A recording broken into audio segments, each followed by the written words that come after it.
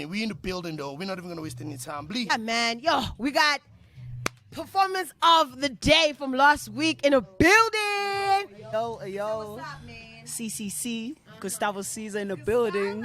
What's poppin'? Poppin', kiddo. Damn, you are like a hot topic in the streets right now. You know that, right? I don't think you know. And I like how you're playing it like so low key, like you don't even know, but I like that. You gotta keep that hunger. Talk to the people. What's poppin'? I'm out here, Shout out Limpopo. A vibe. A vibe. Was that your first time outside of Joburg? Like in terms of you, because you super new, let alone Yeah. People don't get that. People forget that. I'm super new to this battle rap. Like that battle with Pushlu, like that was my first official battle. Really? Official, like any official. That's like legit. I was always like, off these ciphers, battles, okay, out, not professional stuff. Into your shit, like, well, through somebody that recommended it, heard you in a cipher, and they DM'd me saying, yo, you gotta get with this boy. I was like, tell him to hit me up, and then you hit me up, and then you sent me a video, and you were fire. So that was your first time in terms of a professional battle. Yeah, that like legit. That was like my first official. Battle. How was that experience? Like coming from, because you were literally unknown. Then boom, everybody's talking about you. Because it was you, Pushlu, Killer Verb. RezIsGod did very well in that first event. You know what I mean? OvaRyt did very well as well. Like, all of you cats did very well, except for that cat that kept us telling us his life story. The nigga with the hairstyle. Yeah, and Joker. They didn't do good at all. But you guys did well, and people started talking. How was that from being like an unknown rapper just from Foster Rust and your friends that fuck with you? Then boom, everybody's talking about you. How was that whole experience of coming from nothing and being now everybody's talking about you on social media? It's a lot, but I don't really really dive into that type of stuff. But to be honest, it's a lot. I love when I put in the effort and then results come out. It's not every time that when you put in the effort results come out. Sometimes you can put in 100% and then nothing comes back, but you gotta still keep pushing until you find that golden moment. And then it's always about preparation. It's always about preparation, because I don't know what will happen next week. I don't know what will happen next year, but as long as I'm prepared for it, I think I'm safe. That's crazy, because if this was your second battle last week and you took performance of the day, Performance of the day, and your second or third official battle, technically, that's crazy. There's niggas who've been battle rapping who've never got performance of the day. So what is your recipe? How do you do it? Just to add on to that, not because other niggas didn't perform top tier shit.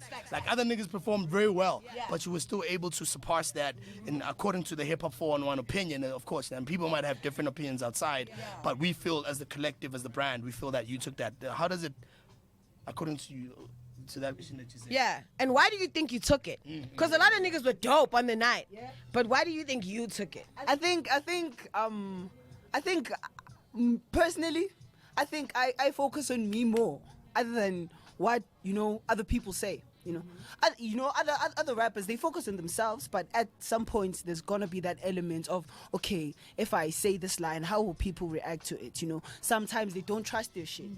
Whereas with me, I come believing in my stuff 100%. I always give 100%. Anytime I step on, I'm like, okay, I got this, Because even if I lose this, I won it either way, because I did bring my best, And somebody's gonna fucks with my best. I know that, because consistency is the only thing that actually counts. But for performance of the day, I think also, you gotta add that, that trip, and, you gotta be able, I had to be prepared, because, and another thing, I came 100% on the night because of the people that were on the card with me. Because, I didn't, there was always that element of, I gotta bring 100%, I can't disrespect. These people will smoke the fuck out of me. They'll take me to the cleaners, But anyway, it was a dope experience. I want to delve into more like your writing process, your creative process when you create, like when you write for a battle. You know what I mean? As you said, you fully 100% believe in what you're doing. You know what I mean? Now that could go in either both ways. You could have somebody that has super trash and then is super delusional and he feels like my shit is lit, and then he gets on the stage and the shit is not fire. Exactly. But clearly your shit is fire. But what's the creative process with you when you write? With like me. there's people that that do different things. There's people that freestyle bars. There's people that write all over the page bars and then try connecting bars. Or there's people that go with the personal angle type shit. What's your process when you prepare for a battle? With me, as I was speaking with Rez earlier, like, you know, that thing, we're speaking about similar stuff. Basically, Gucci, for me, the writing process is like, I write when it hits me. When like a bar comes and I'm like, okay, this shit is heavy, you know, I write. That's why I like prepping early. I like when I get something, I start immediately because I know I need more time. Next week, you start writing today. I start writing today until. That's me focused. Anything that's coming up, I put it aside. I have to focus on this. You know, I don't like putting too much pressure on myself. I can't be at 3 places at once. Yeah. You know, I can't be focused here and here. I cancel everything on that day, and then I'll be like that week until I battle Mblee Da Duurt. You know. And then that's what's up. That's what's up with me creatively. Yeah. So, you know, Hip Hop 411 and Stimrock blessed you with the merch. You know me, I'm always nice, about that dripping drop. You know? Yeah. You know, and I don't know if somebody might pick up some of that merch too today. You know, someone's finna join you. Yo. Like in terms of like mentioning the Stimmerol and the stairs and the Casa lights, and I mean those are like shout out to them guys, for showing love to culture. No cap. Because for real, no cap, man, real talk. Shout out to them cats. How does it feel? Because I feel like it goes back. Like I've been in the game in terms of battle rap and underground hip hop for like 10 years. Like you like 10 years younger than me, you know what I mean? And you literally like super new. And coming into this sort of world, like how are you received? Because you're receiving it very differently from a lot of young niggas. Like a lot of young niggas get a bit of love, and then they go wild, and then they like talking shit to people like, yeah, man, you better know, you know who are. Like how are you absorbing all the feedback? Because everybody's fucking with you. Like nobody has, like we get a point where we say this nigga is the shit, and then we get a whole lot of people that say no, Hip Hop 411, stop capping for these niggas. And then you one of the first niggas where we like this nigga is the future, and everybody's like, yep. It's the truth. How are you absorbing all of that, and are you getting swallowed into the hype, or are you? Not really. To be honest, not really. Because the people I surround myself with are not really, you know, out there a lot. They're like me. They keep themselves reserved to themselves, so it doesn't really affect me that much. And at the same time, I take this as this is work to me. I'm at work right now, as you see. I'm at work, you know, working, you know. So I take this shit serious. So. And I might not have been, you know, media trained, but I know about logical stuff. You know, we grew up watching TV. I know a lot of stuff. You know, you might have not picked up other stuff. Some people might have not picked up other stuff while growing up, but I did. You know, and stuff like that. You shouldn't let that affect you. You know, maneuver the hype into a way that, you know, it'll work for you, not get swallowed into it. You know, don't work for it. Let it work for you. You know. Damn, Gustavo, you know, for a 19-year-old kid, you got a whole lot of shit. He's the baby. You a little baby. But, yeah. I want to get more into, because this is one thing that I've always had a problem with battle rappers now. I've been a battle rapper since grade 10. And niggas... back in that, like, I don't want to say back because it sounds like it's 20 years ago. Like, it's not 20 years. But in the era that I started, I was kind of like, I'm like in between the freestyle era and the written era. So I was in the beginning of the written era, but I came in the freestyle era, right? Yeah. And in the freestyle era, battle rap was literally just a way for you can get a name so you can make music. Exactly. You know what I mean? And now, battle rap, niggas just battle rap.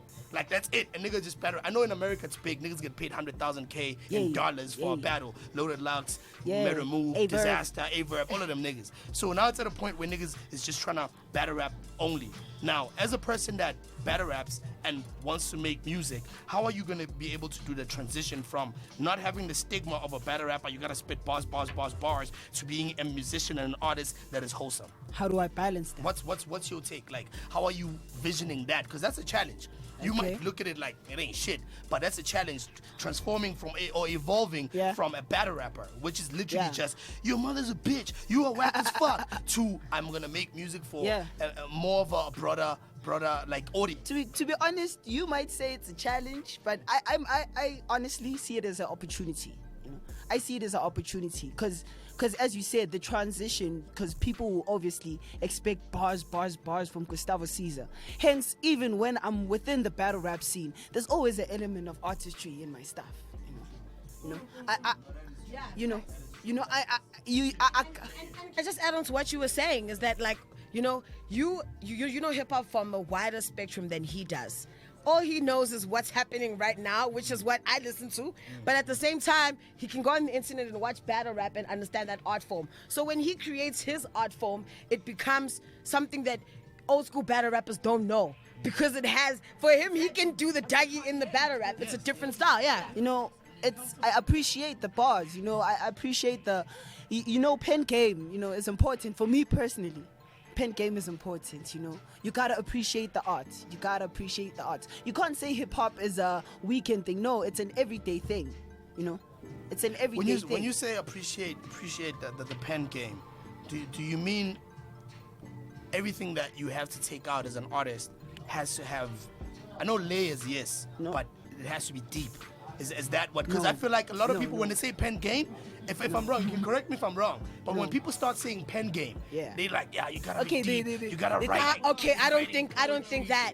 I think that it's just having a way with words, no matter what the context is. Okay. You know. Because at the end of the day, even if it's different bars, at the end of the day, there's always that element of storytelling. You know, what I'm saying now could when you're like creating a build up to a bar, you know. A build up to a bar. Yeah, cooking in the stew, you know? So when you're creating a build up to a bar, and then there's gotta be that element of storytelling within that, you know? So basically that's the pen game I'm talking about. So if anybody can tell a story in a way that we can all relate and fucks with it and be like, this is the shit. I think that's pen game. That's what I'm talking about. Gustavo Ceasar, ladies and gentlemen. Hear a little bit more from Gustavo. 19 years old, CCC. man. Like 19 years old. I'm telling you right now, I believe we've spoken about this. Loazi knows at the background. Niggas' food is getting taken with this new breed of MC that we're coming through. And what's beautiful for me in terms of these new cats that we fucking with the Alpha League situations is they're actually in both worlds. Like they actually do want to make music. They actually want to be artists outside of battle rap. They don't want to just be relevant within the battle rap circle. And that's one thing a lot of battle rappers from the era that I come from don't understand, that circle is small. That community is literally, it has a ceiling. And if you can't break out that ceiling, you're going to be bitter in 5 years and blame the game for not making some shit that you should have been making on your own. But Gustavo Ceasar, before we go, Gustavo Ceasar, quick fast. Reason for Gustavo Ceasar, the name? Gustavo Ceasar, it's a long process. You can't. Don't make it long. Nutshell that shit. Okay, I know Gustavo you're smart Ceasar, enough to nutshell Gustavo Ceasar, Gustavo basically means versatile because there was an actor named Gustavo, not Gustavo Narcos. Okay, not Gustavo Another Narcos. telenovela. He was versatile, did everything. Gustavo, that's what the versatile means. Ceasar, you know, man, I take over these flows, man.